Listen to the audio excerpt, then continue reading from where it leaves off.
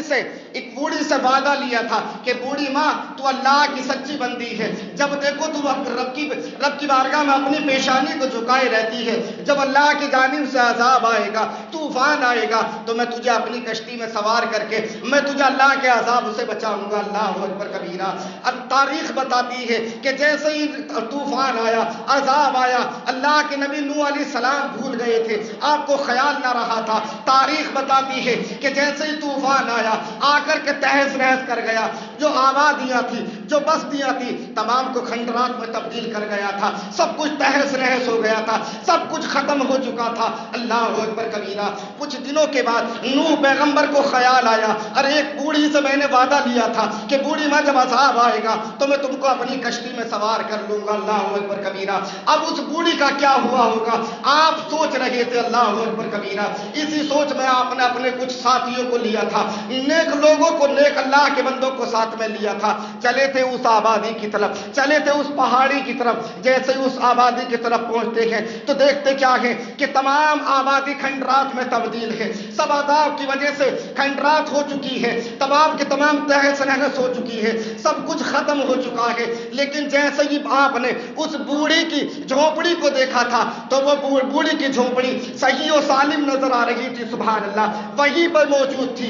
آپ دل میں آپ خوش ہوئے تھے، اللہ کا شکر ادا کیا تھا، رب کریم تیرا احسان عظیم ہے، کریم رب تیرا شکر عظیم ہے۔ اللہ اکبر کبیرہ۔ اسی اسرا میں، اسی عالم میں، اسی ٹائم میں آپ نے ان ساتھیوں کو اور لیا کہ چلو چلو آپ میرے ساتھ چلو۔ جیسے ہی آپ اس بوڑھی کی جھونپڑی تک پہنچتے ہیں، لوگوں دیکھو نماز پڑھنے سے فائدے کتنے ملا کرتے ہیں۔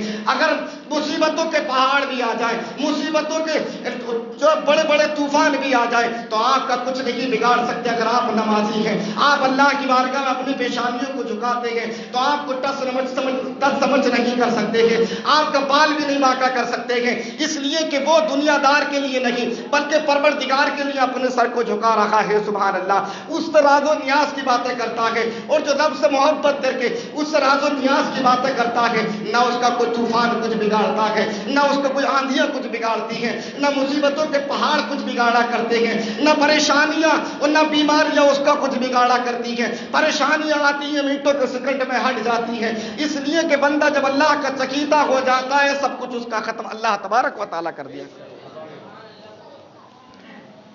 حضرت نوح پیغمبر اس بوڑھی کی جھونپڑی کے پاس پہنچے ہیں، اور پہنچنے کے بعد بوڑھی کو دیکھا ہے کہ بوڑھی اپنے مکان کے اندر، اس جھونپڑی کے اندر اللہ کی عبادت کر رہی ہے، سجدے میں مشغول ہے، اللہ کی عبادت اور ریاضت میں لگی ہوئی ہے۔ جیسے ہی بوڑھی نماز سے فارغ ہوئی ہے، نوح پیغمبر نے سلام کیا ہے، سلام کا جواب دینے کے بعد اس بوڑھی نے کہا تھا کہ نوح پیغمبر یہ تو بتاؤ کہ طوفان اب آنے والا ہے، کہ طوفان جو تم کہہ رہے تھے عذاب، کیا وہ اب آنے والا ہے؟ کیا آپ مجھے لینے کے لیے آئے ہو؟ نوح پیغمبر نے کہا تھا بوڑھی ماں نہیں میں تم کو لینے کے لیے نہیں آیا ہوں، میں تو یہ اس لیے آیا ہوں کہ آخر تمہارا کیا ہوا ہوگا۔ بوڑھی نے کہا تھا کیا مطلب؟ تو حضرات محترم نوح پیغمبر نے کہا تھا بوڑھی ماں طوفان تو آ کر کے چلا بھی گیا، سب کچھ کھنڈرات کر گیا ہے، آفتوں کے پہاڑ، مصیبتوں کے پہاڑ اور اللہ کی جانب سے جو عذاب آیا تھا وہ تو آ کر کے سب کچھ آبادی کو تہس نہس کر گیا، سب کچھ ختم ہو گیا، کیا تجھے معلوم نہیں ہوا ہے؟ اللہ اکبر کبیرہ۔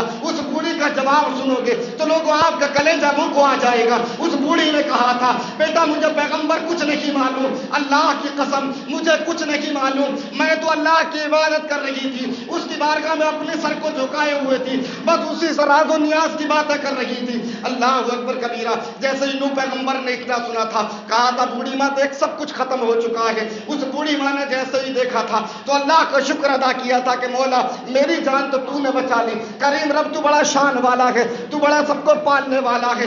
اللہ اکبر کبیرہ۔ لیکن لوگوں اس بات سے سبق کیا ملتا ہے؟ اس بات سے آخر ہم کو اس بات سے ہمیں کیا سیکھ لینی چاہیے؟ ہم کو اس بات سے کیا سمجھنا چاہیے؟ ایک ہی بات سمجھنا چاہیے کہ لوگوں اپنی پیشانیوں کو دنیا داروں کے دروازوں میں بٹ دیکھا کرو، اللہ کے گھر میں آ کر کے اپنی پیشانیوں کو جھکا دیا کرو۔ تم نے کیا نہیں سنا ہے مقام صحابہ میں یہ اور جتنے بھی مقامات جس پر میرے نبی کو ستایا گیا تھا، کہیں پتھر مارے گئے تھے میرے نبی کے، کہیں پر اور چڑیاں ڈالی گئی تھی میرے نبی پر، کہیں پر ادھر میرے نبی کے خاندان کو گالی دی گئی تھی، کہیں میرے نبی کو دیوانہ اور مجنوں کہا گیا تھا، تو میرے نبی نے ان کا کوئی مقابلہ نہیں کیا تھا، ان کو مارنے کے لیے اپنے صحابہ سے نہیں کہا تھا کہ ان کو قتل کرو یا ان کو کاٹ ڈالو، بلکہ نہیں ایسا کچھ بھی نہیں کیا تھا، بس اتنا ہی کیا تھا کہ جب آپ کی قوم نے آپ کو زیادہ ستایا تھا